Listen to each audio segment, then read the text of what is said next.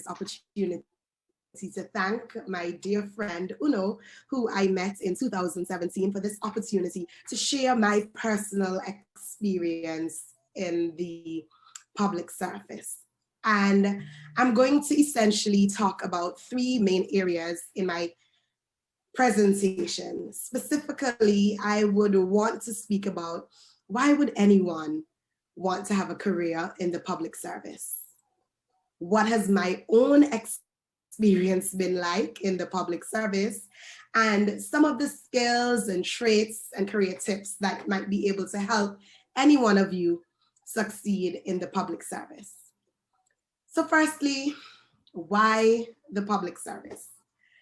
So one of the things that you would have noticed that I've been saying is not necessarily public sector, but public service, because indeed I prefer to use that word. It's the service we provide. We are all about service to the people of our country. And that is essentially what someone who does public service. We provide a service to our fellow citizens. In fact, it's not very uncommon at all. People who work in the public sector say that they are public servants, which emphasize the fact that we're really here to serve others. So while I will share with you about how my story started, so initially I had no love, and I'll be very honest and open with you, for the public service or the public sector for that matter. In fact, growing up, I wanted to become an attorney at law. That was always my dream, my passion. I started working at a radio station, and I do talk a lot, as one could imagine. And it was then the leader of the opposition, who is now the prime minister, would have asked me to voice a commercial for him. And I said, okay, it wasn't a problem at all. I did that. I remember about a year later, he called and said to the radio station that there was a vacancy at his office. He was then the leader of the opposition party. And, he saw the skill sets coming to the radio station quite often if I was interested, because he knew that, I was speaking about my experience and how much I wanted to grow and advance and get into the public sector at the time. So the first response was no, I was not necessarily comfortable where I was, but not because that door opened. I felt at the time that I was just gonna walk through and take it. So I said no.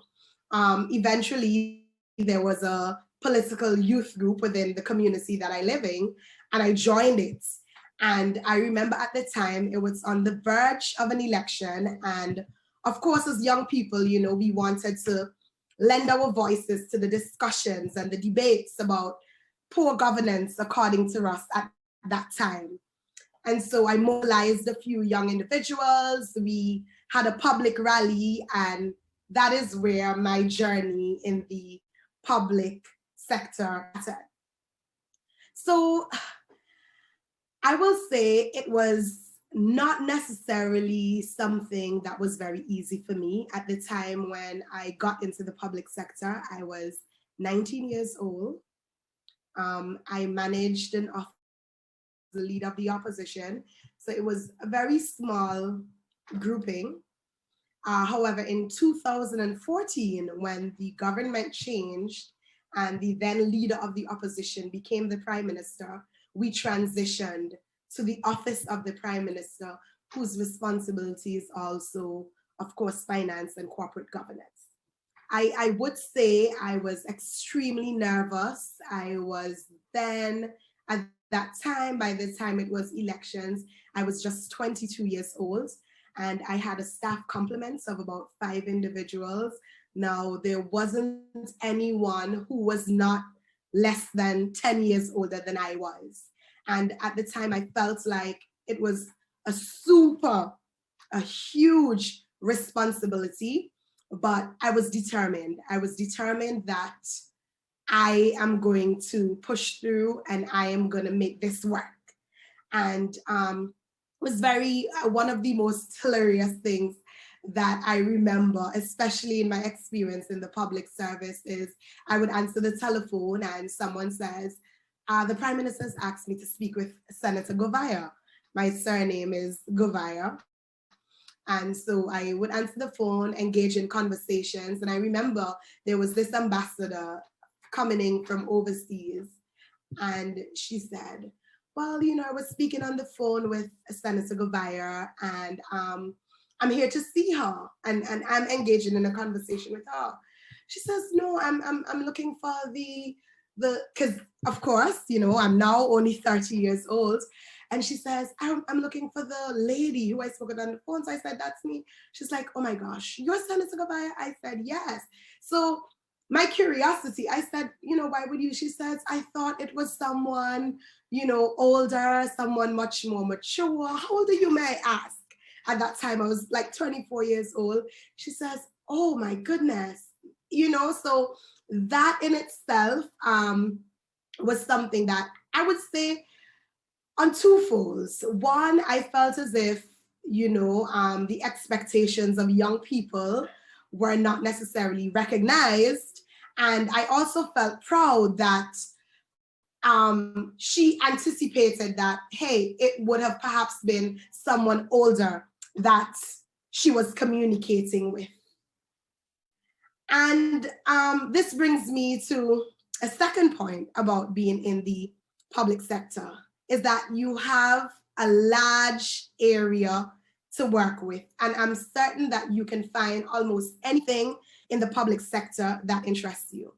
And one of the biggest attractions to me of working in the public service is the diversity of careers that it offers.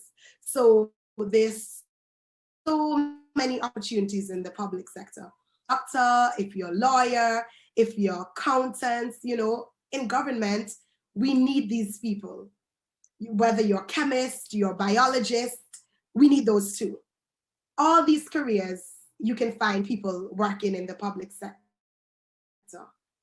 And almost any single career that you can think of, it can be applied to the public sector. So it's a great place. And for me personally, I think I've worked in the private sector, and my best experience has been working in the public sector. Once you have the right attitude, the ambition, and the talent that you can find in a place that you think that you want to succeed. And I often tell myself, and I even tell my colleagues who sometimes would be like, you know, I'm tired of working for government. I'm tired of the 8 to 4. You know, I mean, with the right attitude, the passion, drive. And if some of us don't work in the public sector, then who will?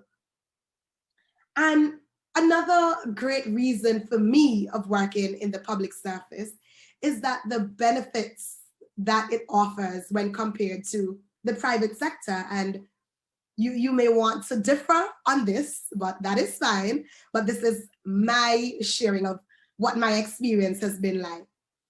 So foremost among these benefits are job security and above the average salaries that it offers with good pensions. You know, we all want to ensure at the end of our working life that, of course, there's something to resort to.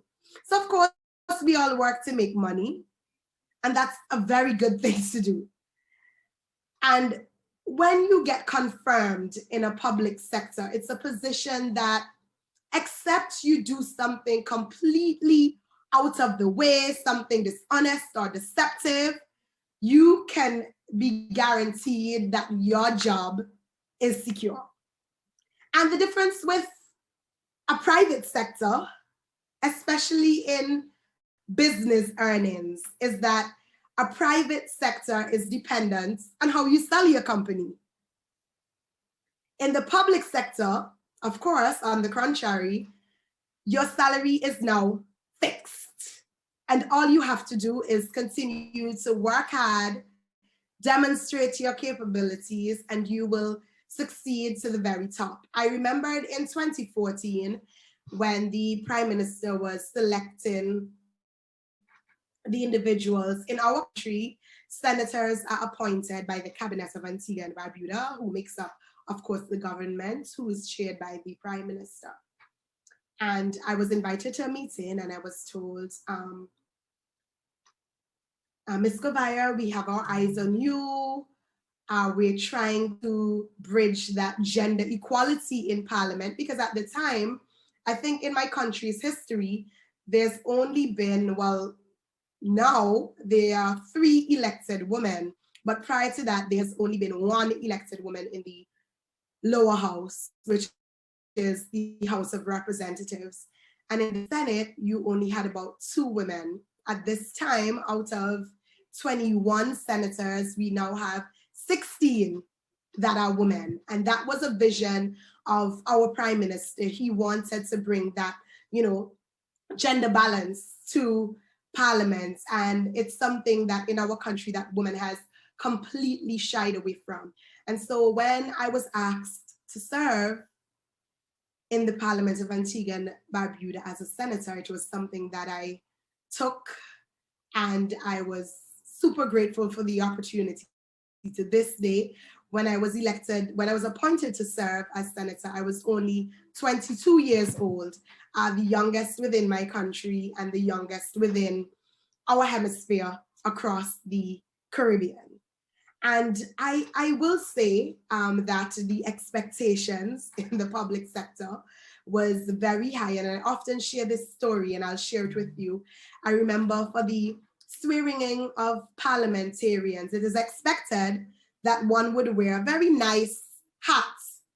And when I went to purchase the hat, I placed the hat on my head and I said, this does not look like me. I felt like I was completely out of my comfort zone, but I knew what the requirements were. And so I went to a fashion designer and I said, I have to sit in the House of Senate. However, I am really not liking the look of this thing on my head, which was a hat.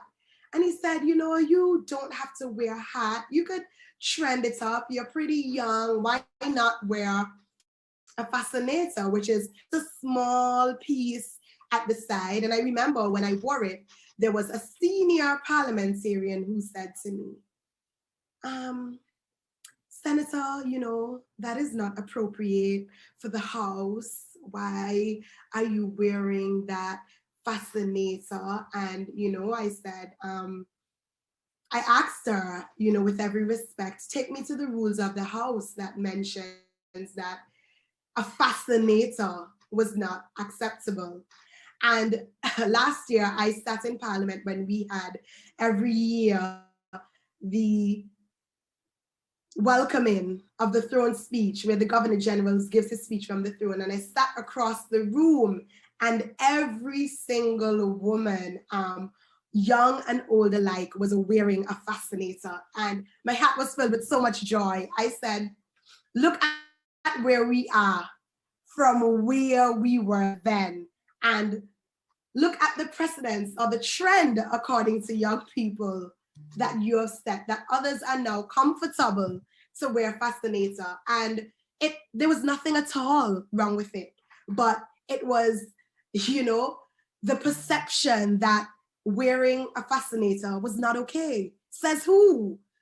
Allowing yourself to feel comfortable in your own space is something that I would also recommend and say that is important if you want to lead, particularly in the public sector. Don't ever allow anyone to tell you, so because of the way your hair looks, it's not okay, you need some long weave, you need to. I also remembered, I super duper love coloring my hair, changing my hairstyle. So today you see me, my hair is a little brownish. I'm sure next week if you see me, it may be red.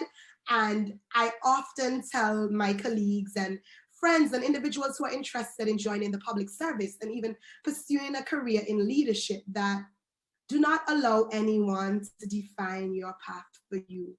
You gotta create and pave the way that you want and allow it to be an opportunity where, others would say, okay, so, hey, Senator Govia wore this. I think, you know, it's fine to do that. And I remember my grandmother said to me at the time when I was first sworn into the house, I had in some long hair, and at the front was a little colored with some red. And she said, "You're going to go to the parliament like that, Shenella?"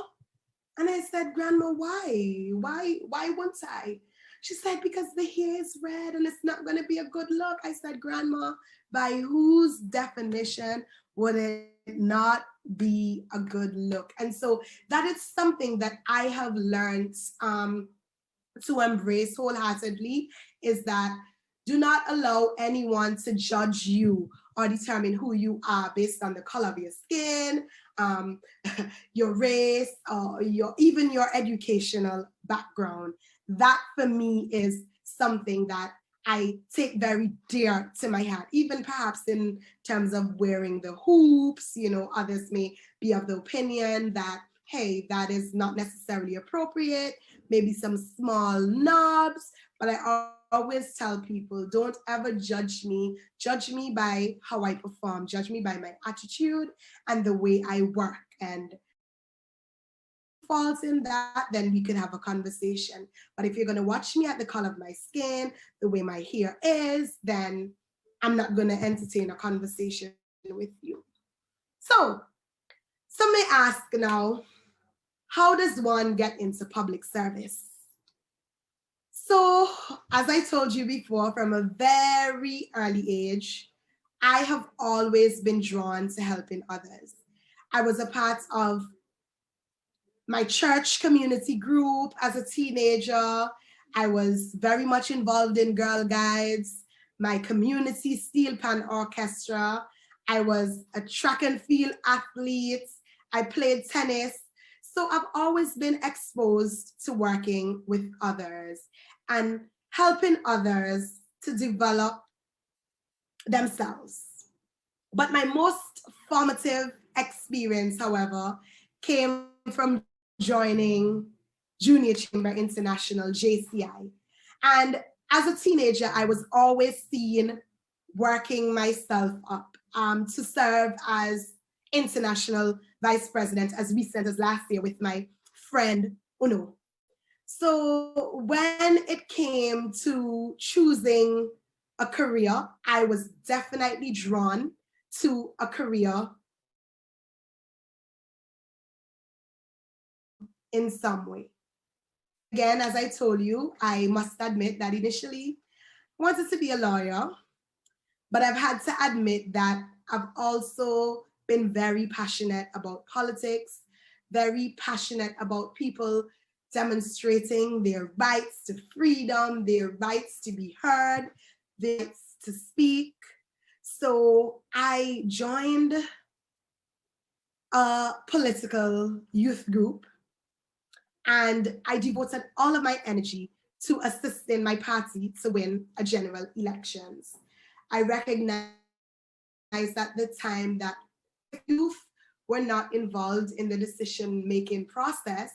You know, people were weary of the same old rhetoric, the same old, this is what we have done, you know, what do you bring new to the table? And I told some of my friends who were also members of the youth group then that, you know, we got to bring some vigor, some youth, some enthusiasm to this if we truly want to ensure that our party of choice becomes government. And so we led the government to victory. And here we are in government today, serving as, for me, the executive assistant to the Prime Minister. Now, for some, in terms of applying for the public sector, they would have perhaps gone through the traditional route of applying to the civil servant, submitting your CV and waiting to be called for an interview. My story was totally different, as I would have alluded to, where I joined the political youth group.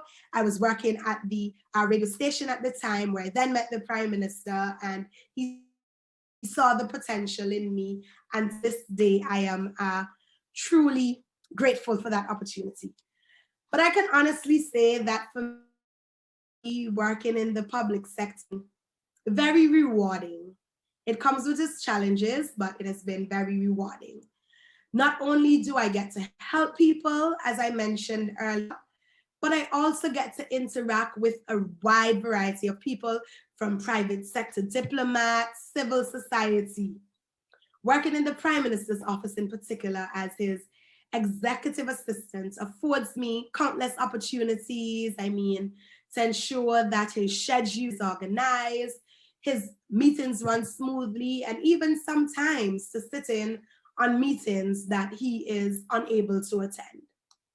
I also have been given the opportunity to sit on various committees, the scholarship committee, and several others. At this time, I have the distinct honor of leading the team throughout the COVID-19 vaccination process, the administrative team, with no experience in terms of medical background. The nurses and the doctors do their part, but in terms of administrative, ensuring the centers are open, the centers has a manager, everything is in place, and to say that Antigua has had the highest numbers of vaccination throughout this hemisphere, our side of the world. Within 2 weeks, we would have vaccinated over 27,000 individuals. So, and an opportunity and the possibilities that perhaps I never thought would have existed for me, coming from very humble beginnings. You know, my parents struggled to raise 4 children, ensure that we had a sound and good education. But of course, it hasn't always been good days. You know, in life, nothing comes easy. It was never promised to be a bed of roses. So I don't want to give you the impression that there are no challenges. Yes, there will always be challenges. Things will frustrate you, especially the slow decision making because of the bureaucratic red tapes and, you know, all of the process that you have to go through. It can be very difficult, if I'm honest, to get things done very quickly, and all of the challenges that you have to go through. Overall, though, I would describe the experience, and I'll tell everyone to think of a career within the public service. Now, some may ask, what are some of the traits or the skills, or what advice could I give? So there are many types of skills that are important to work in the public service.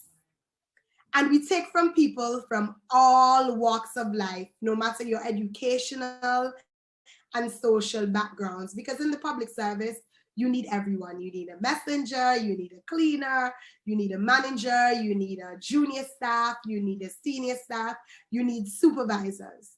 So the most important thing is to know what is it you want. Look at what qualifications are necessary for whatever career path that you wish to choose in the public sector, and begin to shape your education and training along that direction. That has worked for me. So soft skills, however, are very important. And for me, I think these are some of the things that I've been learning all throughout my schooling and all throughout my entire life. Punctuality is very important. I must admit that I had some issues with time management when I was younger. But now I have mastered the art of ensuring that I'm on time. Of course, professionalism, it's very important. My friends often tell me, you know how to switch so quickly.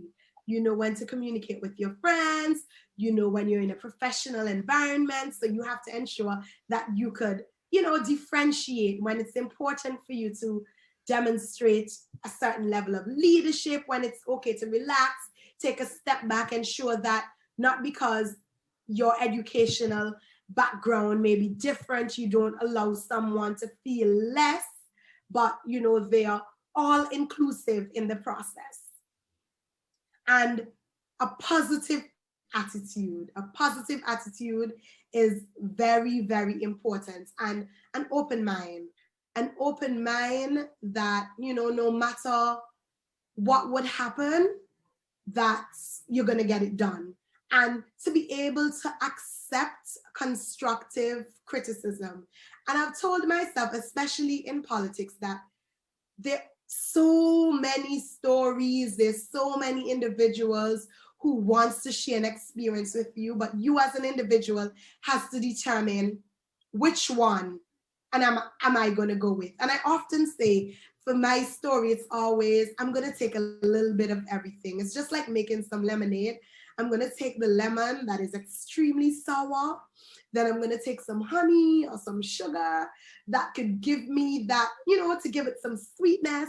Then I'm going to throw in the water. Then I'm going to add the essence.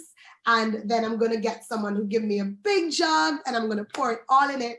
And I'm going to get a nice glass of lemonade. And then if my lemonade is not cold enough for me to drink, I'm going to pour some ice in it. And that is how I look at personalities. So you have to learn to work with every single individual because they all bring something to the table. Of course, you have to be honest and humble. Extroversion is very, very important. It's okay to be an introvert, but you need to know that, you know, sometimes at times you're going to have to express yourself. You're going to be called upon at any given opportunity. Sometimes I remember, okay, I'm home on the weekend. It's my off time. I get a call. Sensei Govia, I need you to represent us at this place. I'm like, oh my goodness. You know, so you have to be open. You never know when you're going to be called on to serve. But for me, in all of this, I think honesty and humility are the fundamental characteristics that are observed in people who choose to work in the public sector and serve our societies. Service demands that you are humble, but not only humble, but approachable. You want people to feel as if, hey, she's someone that I can relate to. She's always approachable. No one should know that, you know, you're having a bad day. I can see that, okay, you woke up on the wrong side of the bed. You know, that is not a good look. Sometimes my friends would say, you know, Shenella, I don't even know when you're angry. I don't bring out that anger. You never see that I'm upset. I'm always smiling. I mean, I'm not saying that my days have always been good. They never have. Sometimes it becomes overwhelming. But, you know, I demonstrate that level of people's person. You know, everyone wants to work with someone who you know you can communicate with. I remember a time there's a young lady who visited the office and she was speaking to one of my colleagues who is twice my age, to be exact. And when she came into the office, she said, I was looking for Senator Govia and there were all of us sitting down there. You know, I was on the computer getting something done. And she immediately went to my colleague.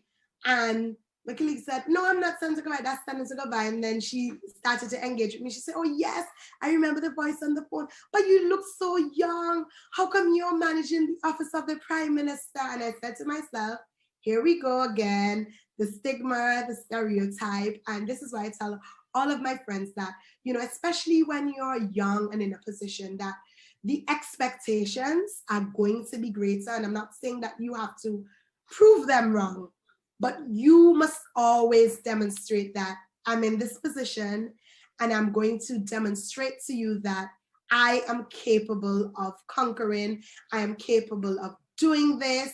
I'm capable of doing anything that someone twice my age could have done, anything that someone who has a greater wealth of experience in this particular profession for a long time. So never allow your circumstances to determine your altitude. In terms of extroverts, which I would have mentioned, you generally find that extroverts would always choose a career path in the public sector. This is because public service quite often requires good people skills and people who are generally friendly. And I often tell my friends, and people who I work with, it's such a bad thing when people would call a government office and they always, and I remember even sometimes I attend training sessions and their case studies, there's always people like, if you want to give an example of a horrible experience that you had visiting a business, it is always the government that someone is going to single out. It's always this particular ministry. I walked in, no one cared, they're so nonchalant, they're in their phones, they didn't even have the decency or the courtesy to say good morning, they didn't even acknowledge I was there, they just don't care. And I remember I was given the opportunity to have a training session and I asked them to, let's have a role play of what a typical day would look like in the government service. And I said, this is totally unacceptable. And it's unfortunate. People always find that there's greater customer service within the private sector. And that is because we allow our attitude to determine the environment that we work in. And I often tell my colleagues, sometimes you may not have the most comfortable chair to sit on. You may not have the best desk to write on, but that should not determine how you perform. You're sitting on a chair that perhaps may not be the most comfortable, but you are not going to demonstrate. That is not going to diminish your work in any way because you're still going to perform. And my final point would be openness to the experience. I would say there was perhaps on 2 occasions that I honestly felt that I wanted to quit. The pressures were really a lot. And I find, and I often tell, women who want to go into politics, there's a colloquial term that we use here, make sure your back is broad enough because you are going to be able to take anything. As a woman, there's this stigma, there's this stereotype, you often hear, for instance, I was telling one of my colleagues, as a man, it's okay to have 7 children, maybe 7 different women, and there's no stigma to it. A woman, 2 children, 2 different men, it becomes a problem. So there's so much, even being young, people would be like, okay, maybe you don't have the experience that is needed. They know your competence at your work. They know you're good at what you do, but generally because politicians are seen as individuals 40 and up or 50 and up, you're not ready. You're not going to give me the opportunity to demonstrate my capability. I'm good at what I do. I'm good only enough to work hard, but not necessarily to take on this leadership position. And I tell every single individual that whenever you get an opportunity, you got to ensure that you perform because you want your story. And even right now, we have our country's election in about, let's say, 2 years. So we are now in the process of getting ourselves together so that we could launch a campaign after this COVID-19 pandemic. And, I've now seen, more women being interested, more women, even individuals are writing, how does one be appointed to the Senate? How do we get involved? And before you find individuals would shy away because of the stigma and the expectation that one would have to live up to. So people who are, and you have to know how to adapt as well in the public sector. I mean, adapting for me at first was really, really difficult because coming from the private sector background, it's like the bureaucracies, the red tapes, they would get a mail today, they would put it on the side, I'll deal with that because it takes 7 days. So you're applying for, let's say, a particular request, and the guideline on the internet or the policy of the office is that once you apply for this particular thing, it's going to take 7 days. So the logical thing, unfortunately, to do is wait until the 7th day to get this done. And I've told my colleagues, in my department that, you know, we're not going to do that. You get something today, let's work on it, let's get it back.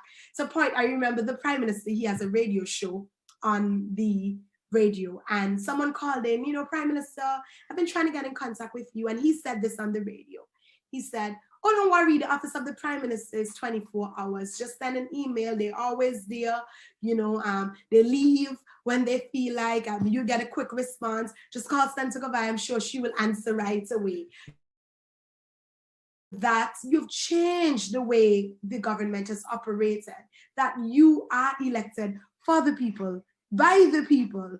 And you know, why a lot of people get turned away from the public sector or the public service, and even sometimes in politics, is because after you've received a vote, you know, you completely forget that this person ever existed. And that is something that, you know, I tell my colleagues in Parliament who's with me, that you always have to remember that you were elected for the people and by the people. And that should always be your focus. I mean, it doesn't matter how you're feeling sometimes. You know, you have to remember that all of us are human beings and we have feelings too. And sometimes you find people just want someone to talk to. And I often tell my colleagues, sometimes you may not have all of the right answers and you may not be able to help the person the way that they would want to be helped. But the fact that you answer your telephone and you can engage in a conversation with them makes them feel good. You know, I got an opportunity to speak with the Prime Minister. I got an opportunity to speak with someone in the public sector. Not the usual conversations that you hear. Oh, I call the government telephone, it rings. Oh, another thing, as soon as it's 4 o'clock, if you're finished working at 4 o'clock or 4:30, you call that government office, no one is going to answer. That should never be the case.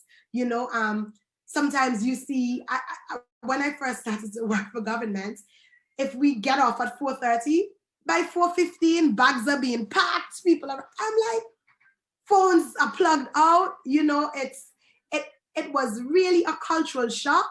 And I'm thankful that we're at a point now, we're not necessarily where we want to be, but we're going places. And the final bit of advice I can give to anyone, and it's true for my job in the public sector, every job, is to work hard and network. These two things are important to your success. You will need to work hard to master your craft. It may not be easy, and demonstrate value to your employer. And of course, you will need to make professional contacts who can provide opportunities for your growth. And I think with these traits and the right motivation, you can have a very successful career in the public service. And I want to thank you, my friend Uno, for this opportunity, and thank you, our participants, for seizing this opportunity. And thank you all so very much for taking the time out to hear what I have to say. And I trust that these tips and just sharing of my personal story would serve as an inspiration or be helpful to you. Thank you so very much.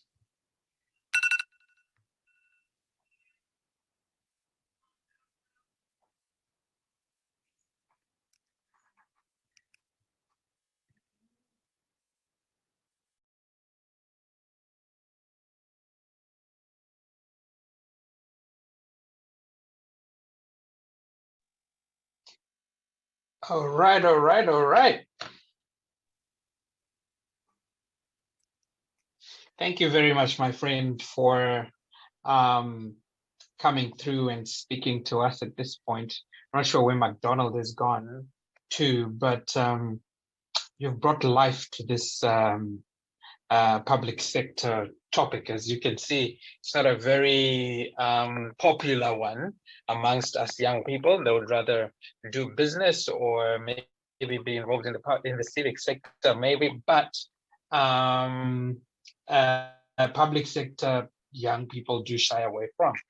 Folks, we've heard what Shenella has had to say. She is serving at the highest level of the public sector, and she's only 30. At 22, she was senator in Antigua, and is helping out and is passionate about it.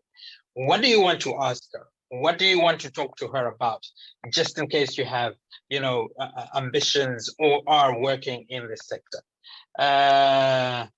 Uja, my friend, I know that you are here and you are in this sector, and this was a subject of passion of yours. What have you got to ask and connect with Shenella? Please show your video. Hi.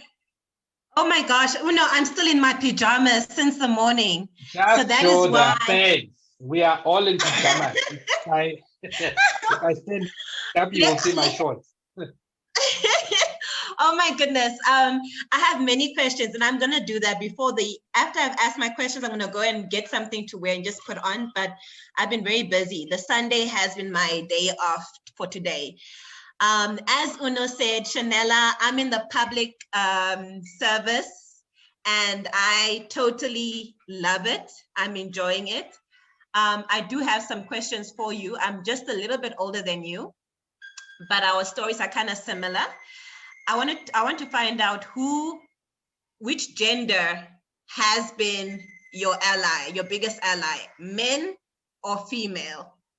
And then my other question is how do you seem to have it well balanced out in terms of your work life and your personal life? How have you navigated to get that perfect balance that you seem to have? I submit. Over. Okay, so my greatest allies at this point, unfortunately, are the men. I must admit, I think sometimes, as women, I find the higher you climb, the more difficult it is for women to encourage you to continue to climb. So I find the men are encouraging me, Shenella, we want to see you run for politics. We want to see you become the first female prime minister. Let's do this. The men in parliament are my greatest allies. The women do support me, but I find in terms of that push and that, greater tip of motivation that you need, I find that often from the men. How do I balance? I often, at first, I'd be very honest, it was a little difficult for me. But what I found is that after a while, the things that I used to enjoy doing, hanging out, spending times with my family, socializing with my friends, travel, I felt like my life was changing. I wasn't able to do this anymore because I'd committed so much to just giving. And then I said, Shenella, no, you got to take a step back. You got to do all of the things that you enjoy doing. So you like traveling, you like spending time with your family, and I just make it happen. I work 7 days of the week, but I take time for me. Taking time for you is very important. My colleagues fully well know if they call me on a Saturday morning at 9 a.m., I'm going to be in the salon. And we have that understanding. So it took a while to get there, but taking time for yourself is very important, and writing and prioritizing. So if I have a list of 9 things to do, I prioritize, listen, what do I need to do first?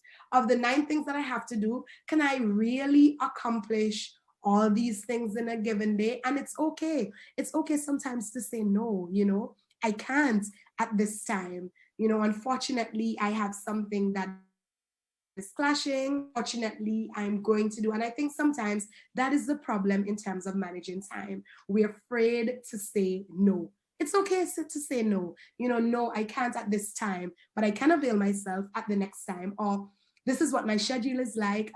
If you afford me the opportunity, perhaps tomorrow, or is there any way we can rearrange to see how we both can meet each other halfway? I think that is important. When it's hard for you to say no and you commit to every single thing, then it becomes a problem because you're not going to be able to manage your time properly. And so for me, it was really something difficult. I had to learn how to say no.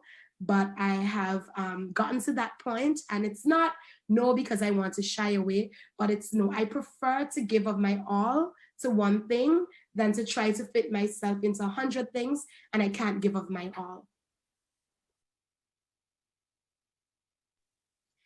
Thank you so much, Shenella. I'm going to put my video on now since I was commanded to do that. But it's really been a pleasure. Thank you. The thing what you said about taking time for yourself, I actually really made that decision today after listening to another speaker that was on here. So this week, actually, Uno, thanks to you, I literally called my director and I said, you know what, I need to take this week off and I'm burnt out. And, you know, sometimes it's okay because we tend, especially in the public sector, people don't understand this because they feel that people who remain in public sector are lazy because they just want a salary that just comes without doing anything. But for a lot of us, especially the young ones, we have to be hardworking and we have to deliver. So we tend to do so many things. And for me personally, as I had shared earlier, I was promoted last year, and I'm now the national advisor for oral health in my country. So, but the directorate that I'm working in is responsible for COVID-19 vaccinations. So I related a lot with you. So we've been really behind the COVID-19 vaccinations administration. So you can just imagine the level of work that has gone into doing all of these things. You don't sleep, you're working day and night with WHO, with UNICEF and all of these. So I got to a point, I have reached a point where I have to take time off in order for me to deliver properly and be more effective in what I do. But I definitely love the public service, and it has been a great pleasure meeting you. And I hope Uno will connect us so we can stay in touch. But thank you so much. Uno, this has been an amazing day for me. Honestly, thank you. It's great to hear you say that, and it's great to see you connecting with Shenella. I know you guys are going to be fantastic friends, knowing both of you and knowing what kind of great leaders you are. Fantastic. Anybody else with some questions for Shenella? Yes or no? Yes, Apendulwa. Yes, Uno, thank you so much. Thank you so much, Shenella, for this profound session. I'm truly inspired, you know, considering how young you are, but you just get better and better and better, you know, climbing the ladder to, you know, to the pinnacle. So I'm not sure if my question is related to Doc's question, but you know, considering that you keep getting better and better, you know, moving forward, you know, the fire. So I'd like to know, like, your secret in keeping yourself sharpened, you know, like what are the techniques, you know, that you use, you are using to keep yourself sharpened, you know, getting better and better. Like, how do you, yeah. So I'd like to know her secret. So thank you for that question. So something that has worked for me is that I listen a lot. I love talking. I engage a lot with my peers, but when I am in a room with individuals who are much more experienced than I am, I listen. And I try not to talk much, but I listen and I observe. And I'm not afraid to ask questions. I think sometimes in learning, people are generally afraid to ask a question because if you ask a question, you'll feel you're stupid, you know, like, did you really ask that question? But I'm not afraid to ask a question because I believe when I get the answer, I could internalize that. I would use that answer and see how well I could, you know, manifest it, how well I could aspire to be. I remember when I first got into politics, I was speaking to the only female politicians that we ever had existed in our history. And the sad thing is that well, wasn't a sad thing, probably a good thing, is that she was on a different political party than I was. I mean, she never wanted to talk to me because my party at the time was trying to get her party out of office. And I said, I'm going to pick up my phone and I'm going to call her. I'm going to ask her, you know, how did you get involved? And the first time she says, oh, I'm too busy and I'll have to call you back. And I said, okay, I'm going to let it be. I remember she was a speaker at a particular event and I went up to her and I said, you know, I really enjoyed your presentation. It was thought-provoking. I learned so much and you have inspired me. And she said, what? And I said, yes. And not because, I mean, in MACU, we're always on the radio having political disagreements. I would speak on a public rally. I remember one time there was a public rally in her community or constituency. And I went on the platform to tell individuals, listen, this is why I think you should not vote for that particular party.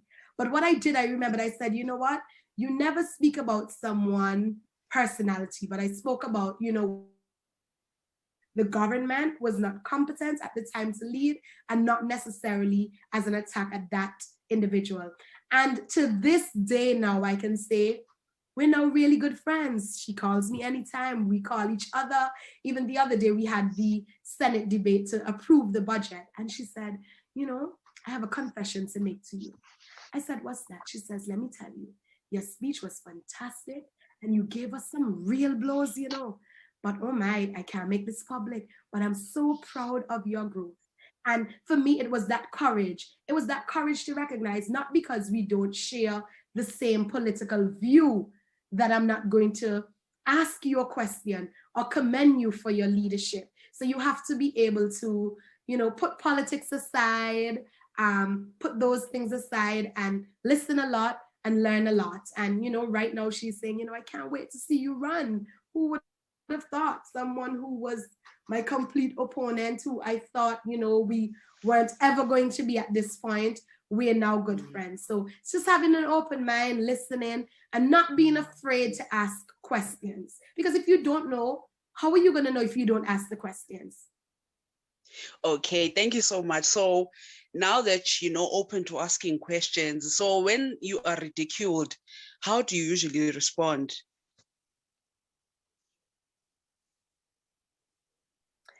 So when I'm ridiculed, if I'm honest, the first time I was ridiculed, I cried. I said, oh my God, I'm done with this. I'm not going back to this. I don't need this in my life. I'm young. Why do I need to put up with this? But I've found that constructive criticism has made me so much better. I remember the first time I had to give a speech publicly. I tend to speak very fast. And my former boss said, that speech was so good, but you were so fast. Like, no one understood what you said. I felt a little bad, I'll be honest.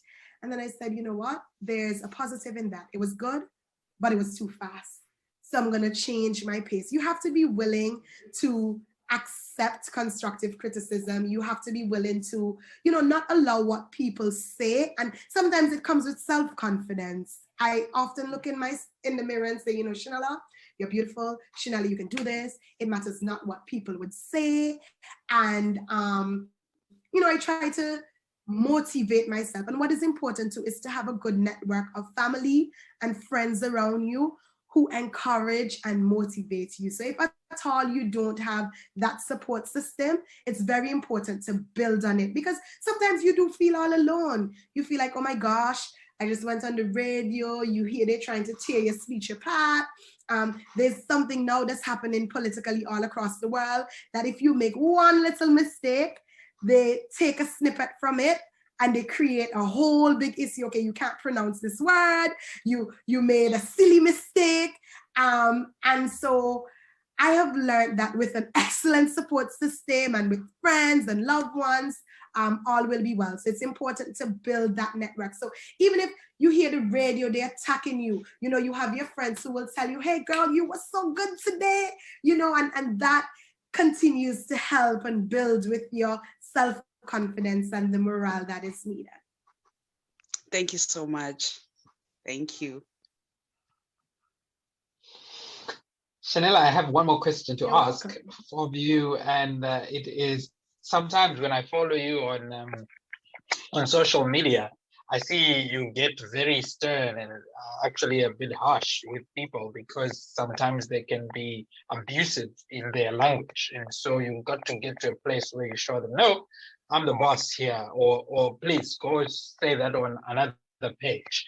How do you develop that thick skin that you've now developed in public office that makes you either tell people, oh, very welcome, thank you very much, and you're the good customer service person, but at the same time, if you are messing around with me, go climb a hill?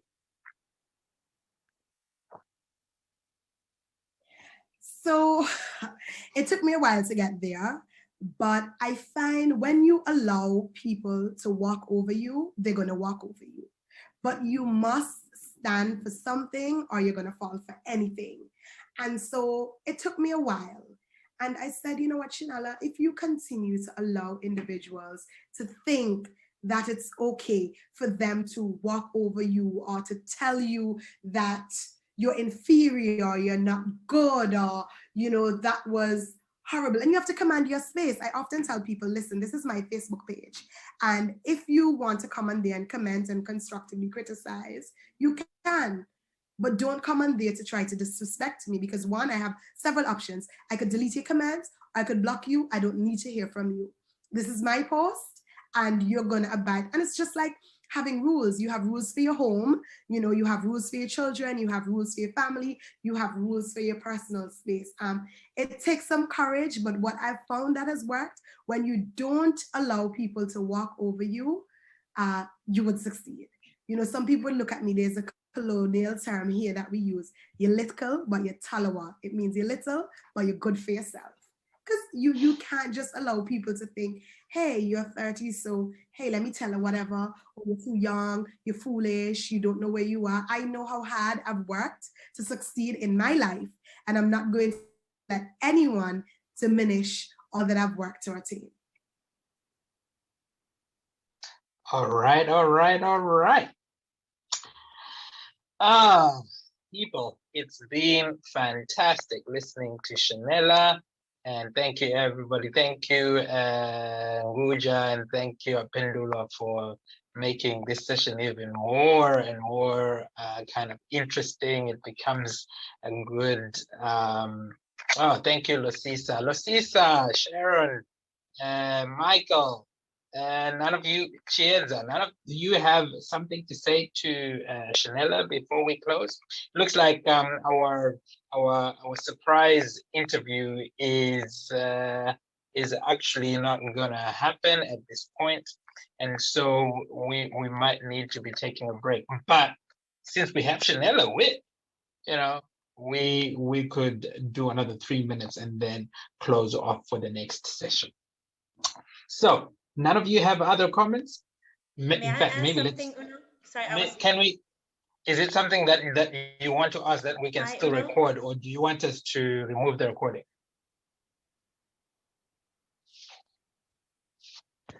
Hi, can you hear me? It doesn't really matter for me. Yeah, I can. No, go ahead. It doesn't really matter for me. Okay. I just wanted to ask, I don't know whether my network is still good. It says my network is unstable. But Shenella, I wanted to ask you, since you touched on Facebook, so although I'm in the public service and also sort of in the public eye, I actually enjoy my private life to be private. How do you maintain your privacy? Do you have 2 Facebook accounts, or do you keep just 1 Facebook account and all of those things? I'm just wondering. Okay, so I have just 1. Well, I had 2. One is solely JCI, and I have just 1. I'd be very honest.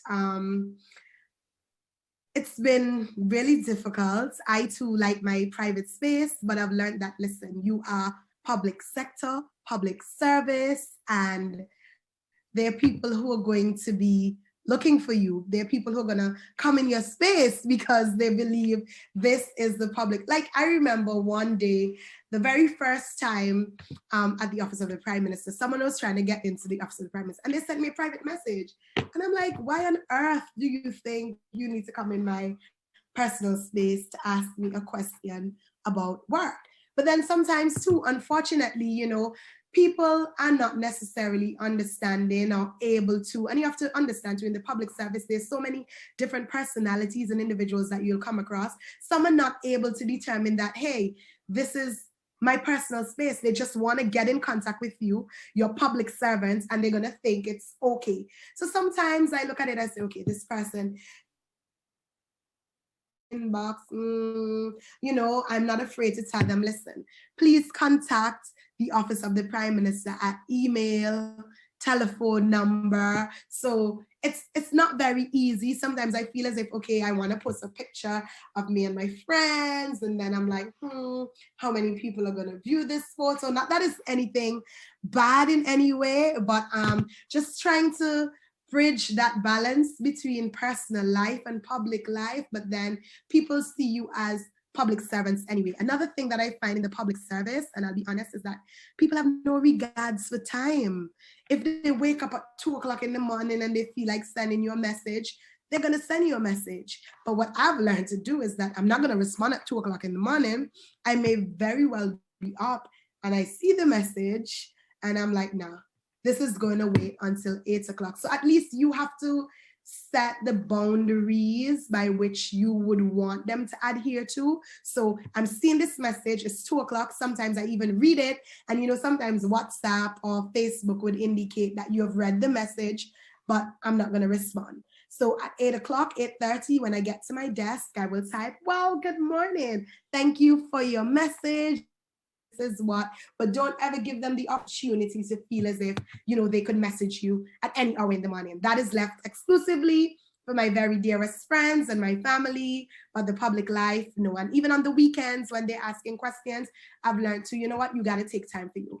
You're not this work email. Yes, I may be checking it, but I'd probably respond to you at Monday morning. When you open that door, they're going to think, hey, it's okay. I can message you at 2 o'clock, 3 o'clock in the morning.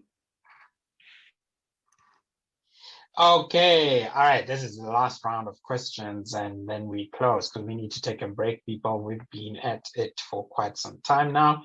I see Mr. Maruta, I hope you have a brief one. Yes, say it, and then I'll read these last three. And Shenella, you can answer them all at once.